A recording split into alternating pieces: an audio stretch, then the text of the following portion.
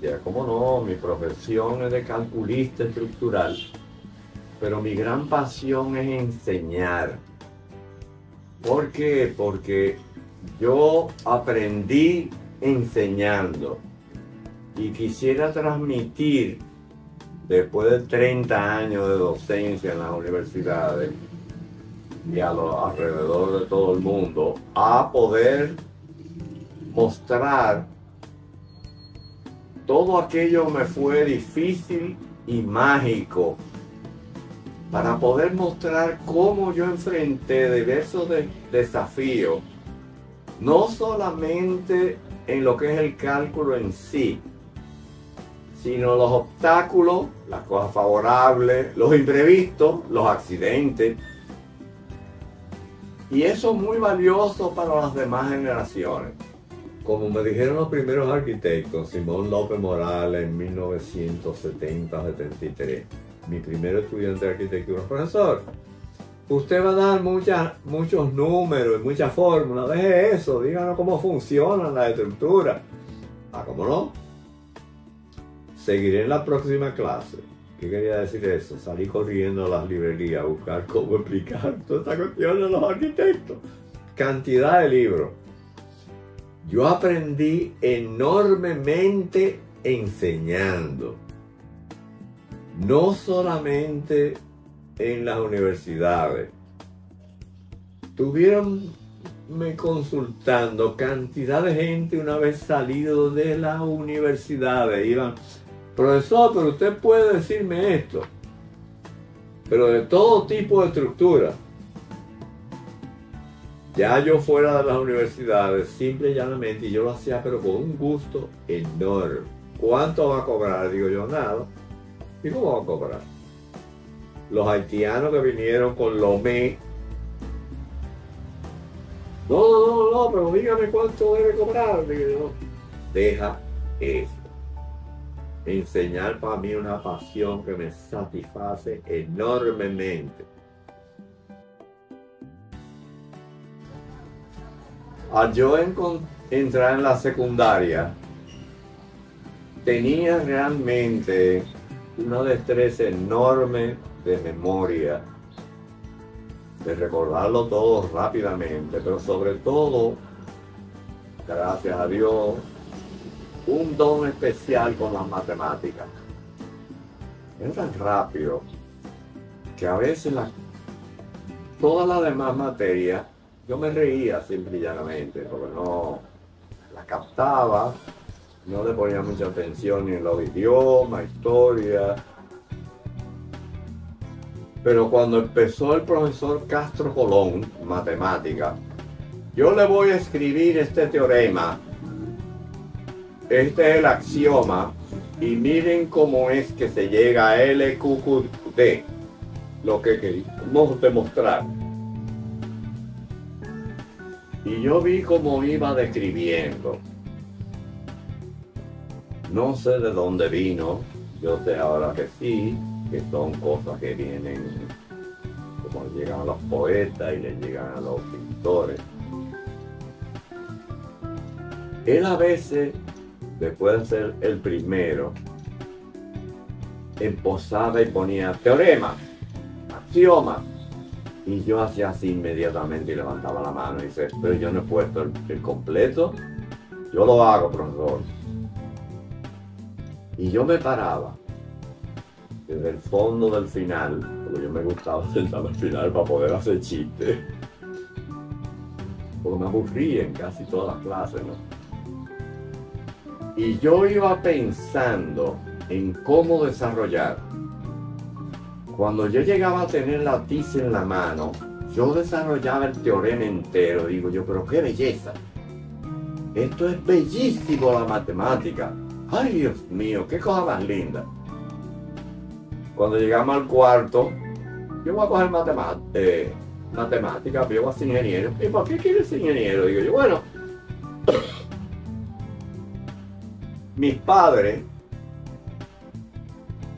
que nunca han tenido casa propia, a mí me gustaría construirle a ellos su casa. Mire, a Dios gracias, cuando volví de Estados Unidos pude construir mi casa y la de mis padres al lado. Para mí fue una satisfacción increíble tener a mis padres, ya envejeciendo en sus últimos años, tener una casa propia. Eso fue una satisfacción. Y mis 2 hijas con los 4 abuelos, fantástico.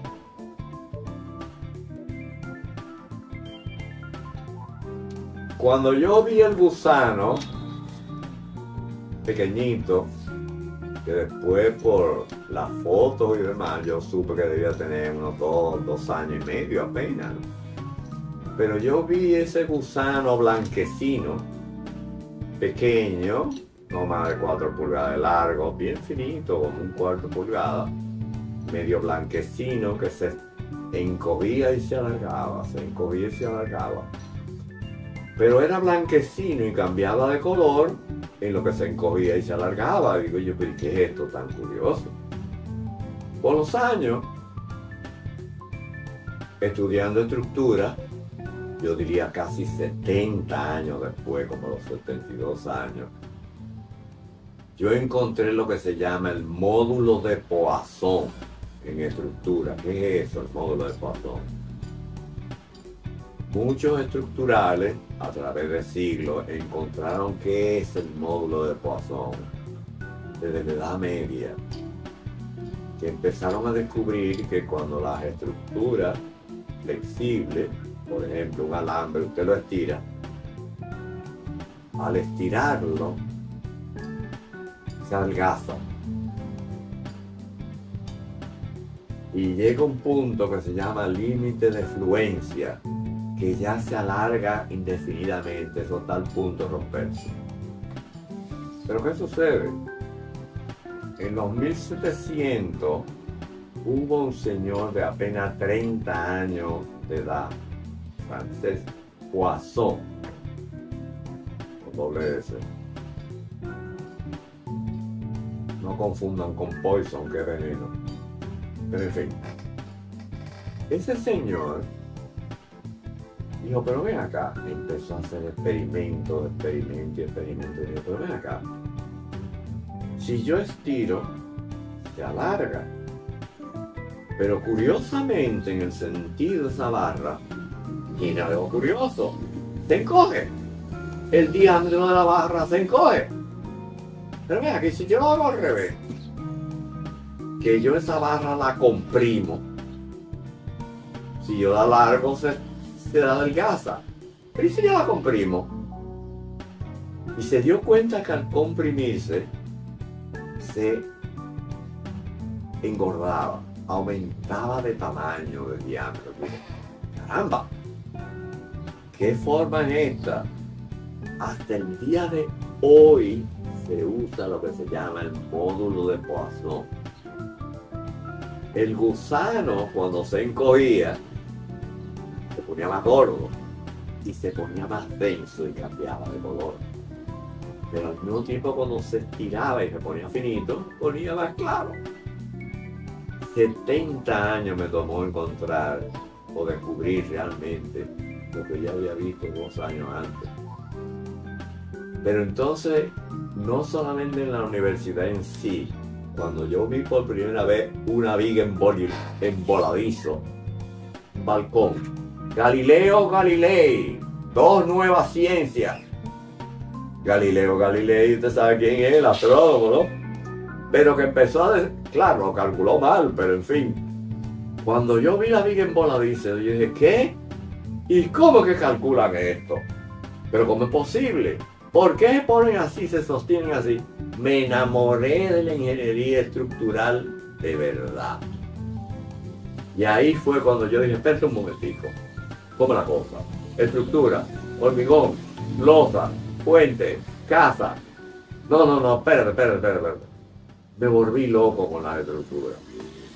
Y entonces, cuando mataron a Trujillo, llovieron las becas como loco, porque lo ve aquí todo las restricciones contra el país.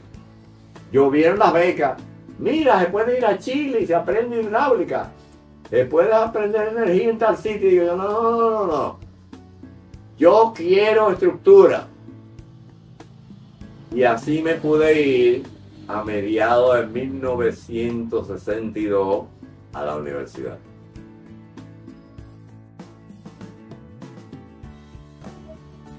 Y yo quisiera brevemente,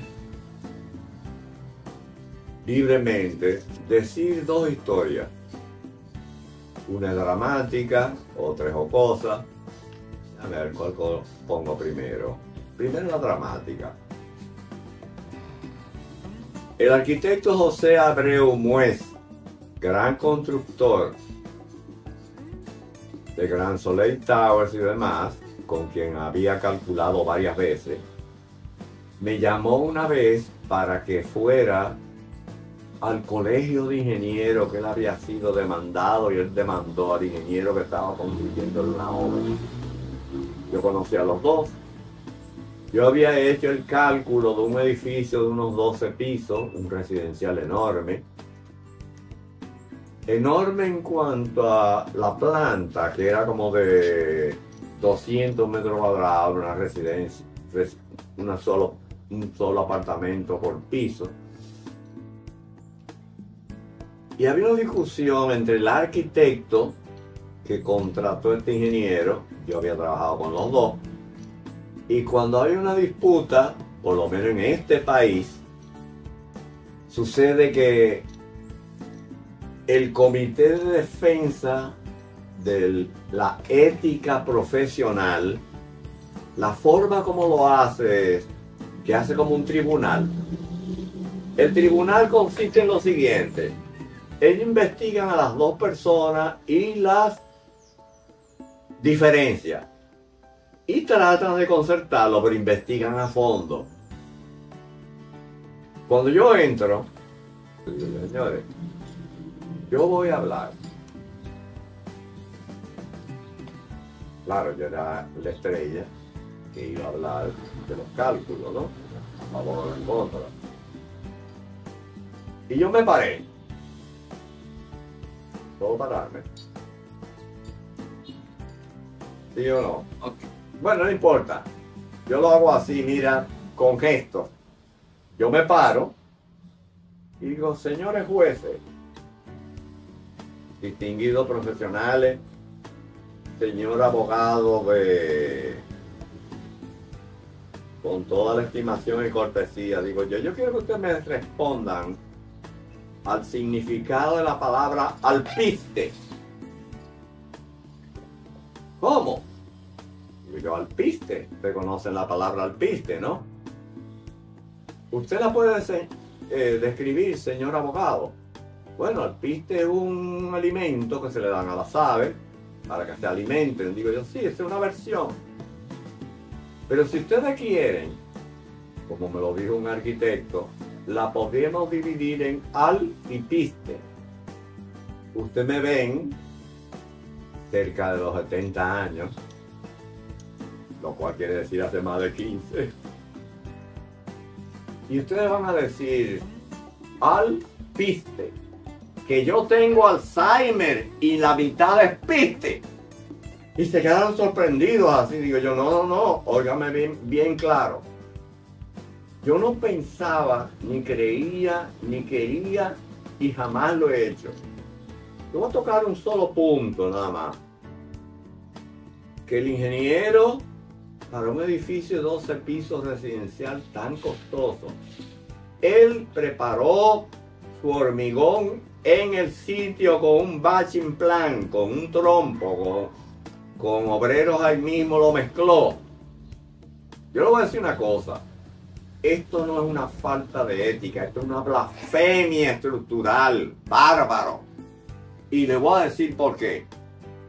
En el país existen hormigoneras, concreteras, que usted le dice: prepáreme un hormigón, un concreto, y de eso era que estaba hecho el edificio entero. Muchos pórticos de uniones, columnas y vigas que se unían. ¿Y cómo ese bárbaro pone obreros a mezclar hormigón ahí cuando hay concreteras que compiten y fabrican el hormigón en laboratorio, pesando los materiales, agregados gruesos, finos, cemento, cantidad de arena, y hacen pruebas? Fíjese por qué es una blasfemia. Es una blasfemia porque si él era el constructor, él mismo era que medía y decía y evaluaba cómo resistía ese hormigón, qué garantía él daba al propietario. No debió ser.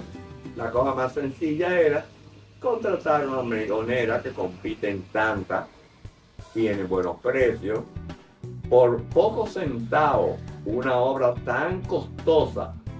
Él se arriesgó a hacerlo él mismo, como dijo el distinguido señor abogado.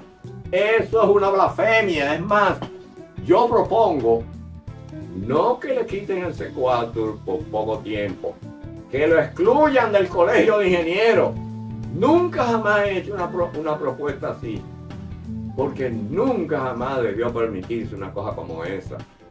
Usted sabe lo que es un nudo dúctil de unión viga-columna, de hormigón armado, en un terremoto que tratan de alar de un lado para otro. Y están hablando de partes de hormigón que no funcionan. No, señor. Un disparate, una blasfemia. Quítenle el C4 a ese hombre. El resultado fue que se lo quitaron. Pero por un año. Cuando yo salí, a mí me llevaron al mesón de la cava. Repítalo. Que usted dijo el alpiste. Repítame eso del alpiste. Mitad Alzheimer y mitad despiste. Dije, bueno, tráiganme un buen trago y chivo asado. Yo quiero comer porque tengo un hambre que me estoy muriendo de hambre. Son casi las 3 de la tarde. Cuando salimos de ahí, el arquitecto me dijo, dígame su honorario. Y dice, no, yo no cobro por discutir de lo que es un buen cálculo, jamás. Pero eso es para que ustedes vean todas las cosas que pueden ocurrir cuando no hay un razonamiento entre constructor, arquitecto y supervisor. Yo insisto en que el calculista pueda seguir la supervisión de sus cálculos para asegurarse que ni el constructor haga algo malo, ni que le ponga las instalaciones eléctricas o las tuberías, que de momento hacen así, levantan todas las varillas y lo echen todo tipo de construcciones.